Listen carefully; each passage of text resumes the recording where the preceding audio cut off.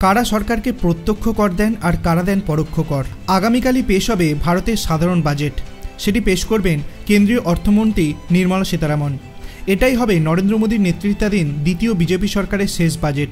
তবে এটি পূর্ণাঙ্গ নয়, হবে অন্তর্বর্তী বাজেট।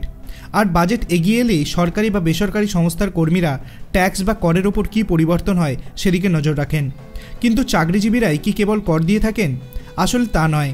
কিছু কর চাকরিজীবীরা দিলেও সাধারণ মানুষকে আরও অনেক কর দিতে হয় সরকারকে। সহজ ভাষায় করের অর্থ হলো যে টাকা সব নাগরিককে দিতে হয়, ওই করের টাকাতেই সরকারি প্রকল্প চালু রাখা সম্ভব। কর মূলত দু ধরনের হয়, প্রত্যক্ষ বা ডিরেক্ট ট্যাক্স এবং পরোক্ষ কর বা ইনডিরেক্ট ট্যাক্স। প্রত্যক্ষ কর সাধারণ মানুষের কাছ থেকে সরাসরি নেয় সরকার।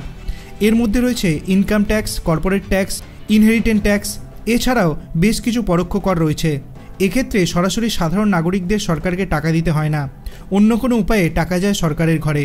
এর মধ্যে রয়েছে জিএসটি, এক্সাইজ বা শুল্ক ও কাস্টম ট্যাক্স। অর্থাৎ কোনো পরিষেবা বা সুবিধা নেওয়ার জন্য এই কর পরোক্ষভাবে দিয়ে থাকেন ভারতীয়রা। এর মধ্যে সবচেয়ে গুরুত্বপূর্ণ হলো ইনকাম ট্যাক্স বা আয়কর। একজন নাগরিকের আয় কত তার ওপরই ভিত্তি করে আয়কর নেওয়া হয়।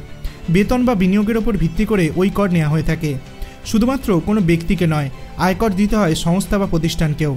বড় কর্পোরেট সংস্থা বড় অঙ্কের আয়কর দিয়ে থাকেন সরকারকে।